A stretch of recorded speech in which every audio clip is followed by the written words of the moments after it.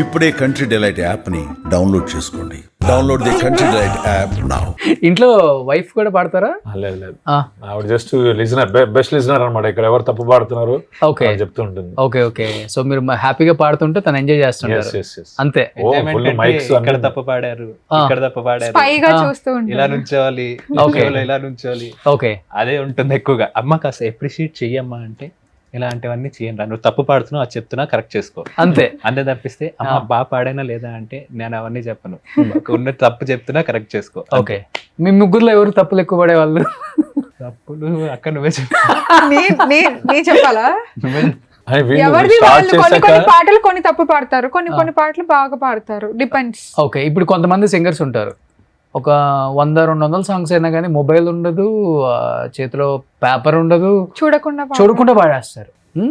Any song okay, great. ఎన్ని songs పాడతారు చూడకుండా మీరు? నేను ఆల్మోస్ట్ తెలుగులో ఈజీగా నేను పాడేవి ఈజీగా 2,000-3,000 వితౌట్ సింగ్ పాడతాను. 2,000-3,000 సాంగ్స్ పాతవి కూడా? ఓకే, చాలా బాగా. నేను ఇప్పుడు మీరు నా ప్రోగ్రామ్స్ అన్నింటి యూట్యూబ్ లో కూడా చూడండి, నేను ఏది చూడకుండానే పాడతాను. ఒక 5 అంటే నేను అది కూడా ఒక రీజన్ ఉందండి. నాకు స్టేజ్ అంటే ఇప్పుడు రికార్డింగ్ కన్నా నాకు స్టేజ్ అంటే బాగా ఇష్టం. అక్కడికి వచ్చి చూస్తున్నా అంటే కాన్షియస్ అనేది 10-20% లిరిక్ మీదకి వెళ్ళిపోతుంది, ఆ ఎనర్జీ డ్రాప్ అవుతుంది అనేది నా భావన. అందుకని నేను అసలు లిరిక్ చూడను.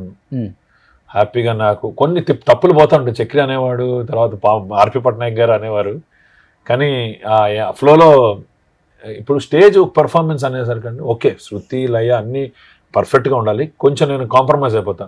ఒక పబ్లిక్ పర్ఫార్మెన్స్ పెద్దది ఉంది అనుకోండి, టీవీ టెలికాస్ట్ ఉన్నప్పుడు కొంచెం కాన్షియస్ అవుతాము. అదర్వైజ్ ఈవెన్ దో కొన్ని షోస్కి టీవీ టెలికాస్ట్ ఉన్నా కూడా ఆ త్రో ఎక్కడైనా అంత 100% సింక్ పర్ఫెక్షన్ స్టేజ్ మీద రాదండి. అవును, రికార్డింగ్ ఉన్నంత టైం ఇక్కడ రాదు.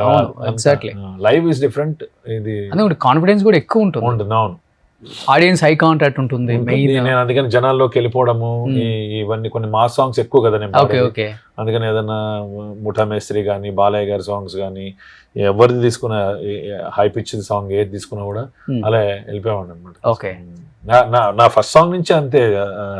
నేను పెళ్లికి రెడీ సాంగ్ కూడా అప్పుడు పాడే ఉన్నది, అదొకటి. అది తర్వాత దానికన్నా నాకు బాగా ఇష్టమైంది చుక్కలో చంద్రుడు. ఓకే, వర్ధమాన గాయకుల్లో ఏఎన్ఆర్ గారికి పాడిన ఒకే ఒక్క గాయకుడు నేను. ఏ సాంగ్ అది? Everybody let's pump this party rock you body with me అని పాట ఉంది కదా.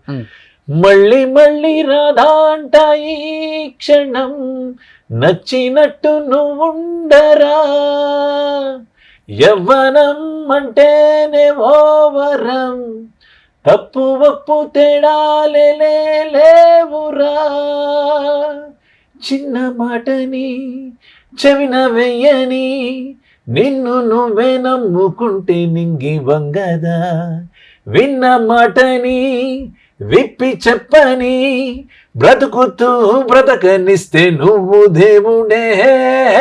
Everybody let's bump this party rock you body with me. Wow. ఇప్పుడు కొంతమంది సింగర్స్ స్టేజ్ మీద పర్ఫార్మెన్స్ చేసేటప్పుడు ఎక్కడ నిలబడి ఉంటారో అక్కడే ఉంటారు వాళ్ళు, కనీసం ఒక హ్యాండ్ మూమెంట్ కూడా ఇవ్వరు. అది షయ్యో లేకపోతే ఉంటుంది.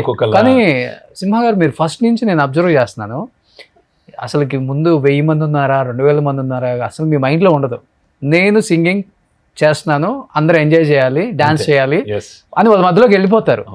ఇది నేర్చుకున్నారా వేరే వాళ్ళ దగ్గర నుంచి ఈ ఫార్మేట్, లేకపోతే ఇలా ఉంటేనే మనకి షోస్ ఎక్కువ వస్తాయి, ఫ్యాన్ బేస్ ఎక్కువ పెరుగుతుంది, లేకపోతే హీరోస్ రికగ్నైజేషన్ పెరుగుతుంది, డైరెక్టర్స్ అటెన్షన్ ఎక్కువ ఉంటుంది అనేది చూస్తూ ఉంటాం కదండి. కొంతమంది ఇంటర్నేషనల్ పర్ఫార్మెన్స్, నేను మైకేల్ జాక్సన్కి వీరవాన్ని, అలానే ఆ లెవెల్ పర్ఫార్మెన్స్ అనేది కాదు అతనిది, ఆయన difference. But he always thinks of something unique. నేను కూడా అలాగే. ఇప్పుడు నేను టీవీ షోస్ ఏ కాంపిటేటివ్ షోస్లోనూ పర్ఫామ్ చేయలేదు. ఓకే, ఎందుకంటే నేను సంగీతం నేర్చుకోలేదు అంత, నా మీద నాకే అంత కాంపిటీషన్లో డెఫినెట్లీ నేను గెట్ ఆన్ అవ్వలేను. ఎందుకంటే ఐ నో మై ఫ్లాస్, నా స్ట్రెంగ్స్ నా వీక్నెసెస్ నాకు తెలుసు. సో నేను అంత చేయలేను. So but when I come to the show, how I am unique, I always think about my uniqueness. Everybody will sing good, everybody is a good singer. What is unique in me?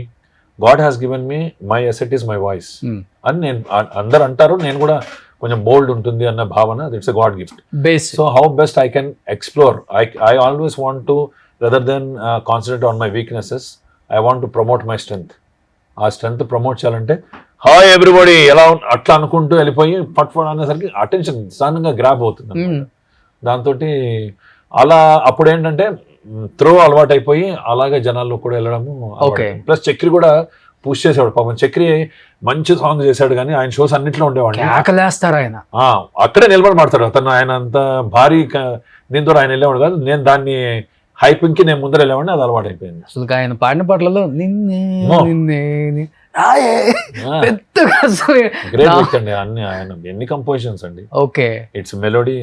అదొక వేరే story. అది చక్రి గారి episode. చెప్పాలంటే Telugu singers కి కొంత గుర్తింపు ఇచ్చిందంటే చక్రి గారి పేరు అండి. నేను, గీతామాధురి, శ్రావణ భార్గవి, మాలవిక, అంటే వాళ్ళు పాడుతుండగా అందరికి హిట్స్ ఇచ్చి అందరికి ఫిలింఫేర్ అవార్డు. ఇప్పుడు గీతామాధురికి ఫిలింఫేర్ అవార్డు వచ్చింది.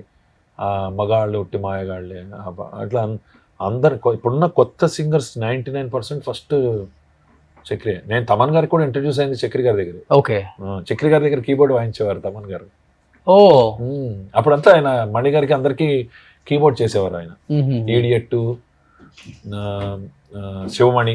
ఓకే, అనుకున్నారా తమన్ గారు ఇంత పెద్ద మ్యూజిక్ డైరెక్టర్ అవుతారని? అంటే రూమ్ లో కూర్చొని ఉండేవారు. నేనైతే అప్పుడు అంత హాయ్ సినిమా అంతవరకే మాకు ఉండేది కాదు.